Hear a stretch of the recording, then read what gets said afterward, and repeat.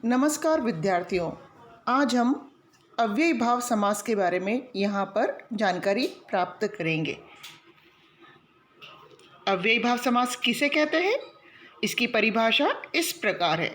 इस समास में पहला पद अव्यय होता है और इसके योग से समस्त पद भी अव्यय बन जाता है।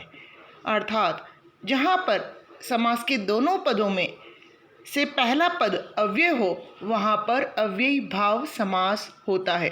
अब प्रश्न उठता है, अव्यय होता क्या है? तो जिस शब्द का प्रयोग करते समय वचन, काल या लिंग का कोई प्रभाव नहीं पड़ता है वह शब्द अव्यय कहलाता है।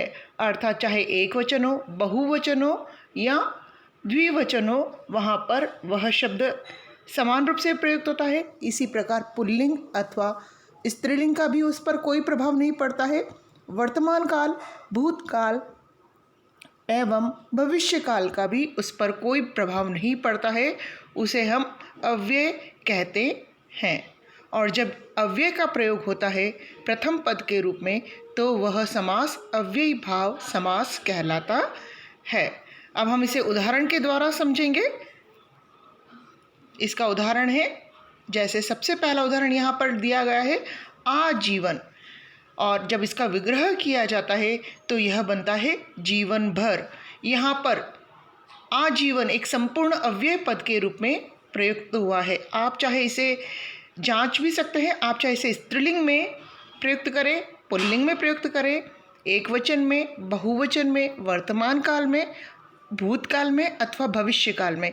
इन सभी परिस्थितियों में इसके भीतर कोई बदलाव नहीं आएगा और इस प्रकार यह अव्ययी भाव समास का उदाहरण है।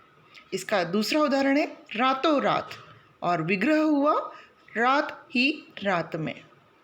तीसरा उदाहरण है प्रतिदिन, और इसका विग्रह हुआ दिन दिन। इसका एक और विग्रह हो सकता है हर दिन। यथाशक्ति, यह समास है और इसका विग्रह होगा शक्ति के अनुसार। यहाँ पर यथा यह अव्यय है और जब यह शक्ति इस शब्द के साथ जुड़ा तो यह अव्ययी भाव समास के रूप में प्रयुक्त हुआ।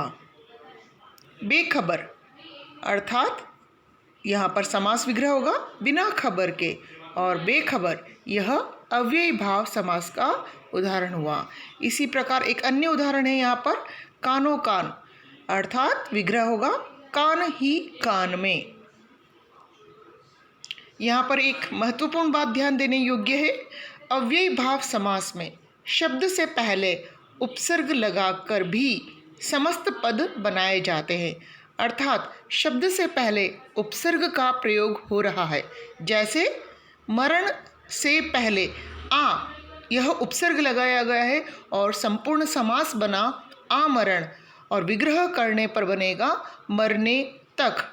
तो यह मरण मूल शब्द है, इसमें उपसर्ग लगा आ, और इस प्रकार उपसर्ग लगाने पर भी यह अव्ययी भाव समास का उदाहरण बना है।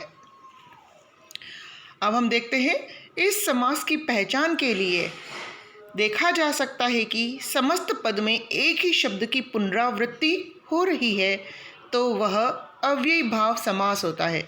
जैसे हाथों हाथ, बातों बात आदि। हमने ऊपर दो उदाहरण देखे थे, रातों रात, कानों कान।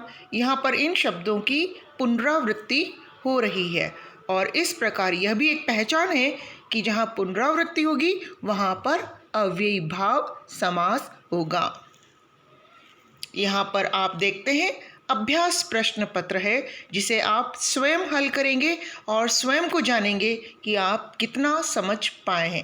पहला उदाहरण है भरपेट, दूसरा है यथा समय, तीसरा है प्रतिक्षण, चौथा है भूखमरा एवं पांचवा है यथाविधि।